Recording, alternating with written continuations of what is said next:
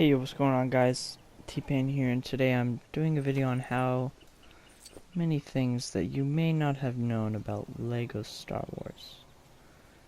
And let's get right into the first one.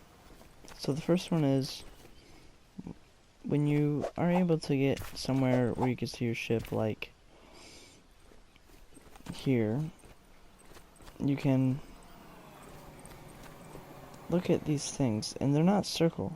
They're not at all, which you may not have known that, but they just made it to make it look kind of like a circle. If it could see, like, if you look at that, it looks circle, and then you turn a little bit, and then it's not so circle. Then into the next one. When you're playing LEGO Star Wars, you can customize a character, which is what I play as. I like playing as customizable characters.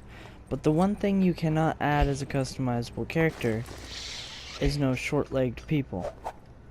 I've already tried my hardest to do that, and I have many characters that, like DLC, like him, he's short, and people that aren't DLC that are actually in the game, but you still can't get their legs, like Yoda.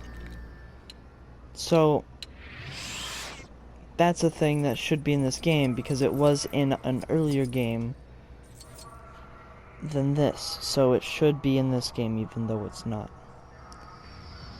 And then on to the next one.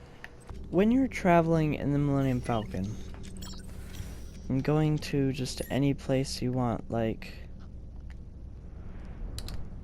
Jakku, if you notice the ship does not change any look with the thrusters. So the thrusters should be like getting a bigger or different color or something, but instead when it speeds up and slows, when it stays at its normal pace and then speeds up during this and then slows down, the thrusters never change for the Millennium Falcon. And if you could never have noticed, the screen always flashes back black when you're about to exit Lightspeed. Another thing that people don't realize is that you can get on top of things. Things that people don't think you can get on top of is buildings like this. Even though there are Legos up here, you have to do some serious parkour to get up here. I had to jump off this, but I couldn't get up that all the way, so I had to do like some backflip to get up. But another thing is that you can go on the Millennium Falcon. It's not just here where you could get onto it, but you can also get onto it in Dakar.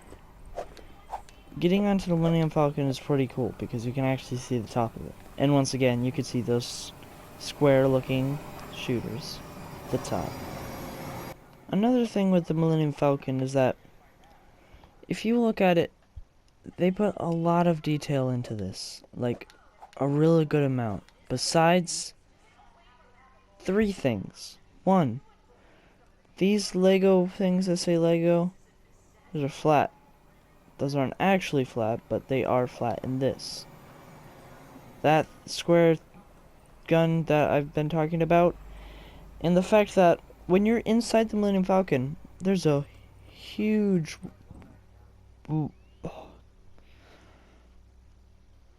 walkway that you could take that's much longer than this if you have not noticed.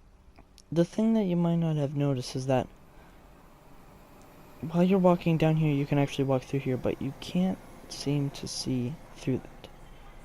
So when you're inside the Millennium Falcon, they made it much bigger than when you're outside of it. It's like an illusion thing, except the fact that it's a game illusion. So I'm going to leave this episode here. If you liked it, make sure to hit that like button down below. I'll see you dudes in the next video.